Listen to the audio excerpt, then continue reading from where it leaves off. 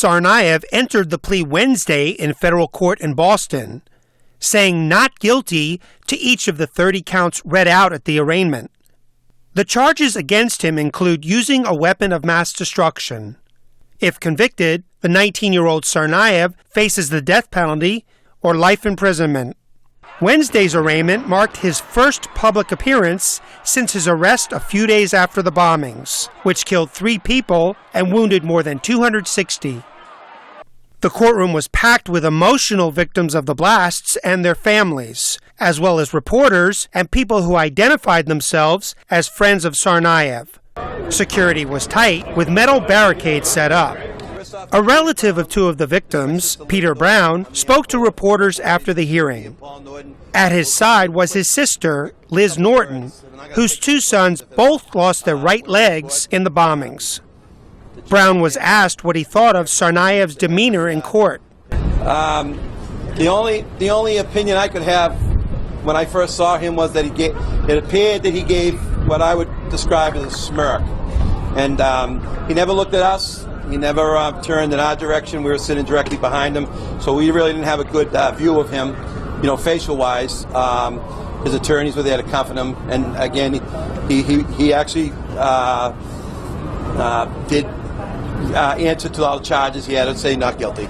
Mildred Valverde, who suffered multiple injuries in the explosions, said she hopes Tsarnaev suffers in jail for the rest of his life.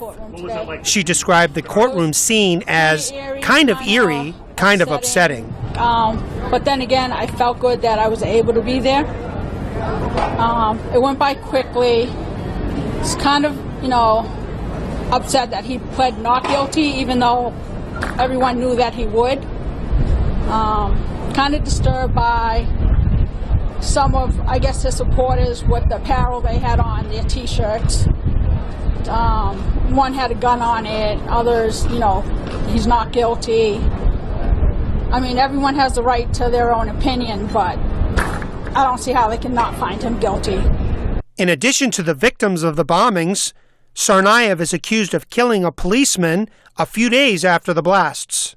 At the time, he and his older brother Tamerlan Tsarnaev were trying to flee authorities after security footage of them walking along the path of the marathon before the explosions was broadcast nationwide. Tamerlan was originally identified as Suspect 1, wearing a black baseball cap, and Dzhokhar was identified as Suspect 2, in a white baseball cap turned backward. Tamerlan died after a shootout with police. Dzhokhar was arrested a day later while hiding in a boat parked behind a home in a Boston suburb. The Tsarnaev brothers spent much of the last decade living in the United States. They had roots in the volatile Russian regions of Chechnya and Dagestan, where Islamic extremists often attack Russian authorities. Mike Richman, VOA News, Washington.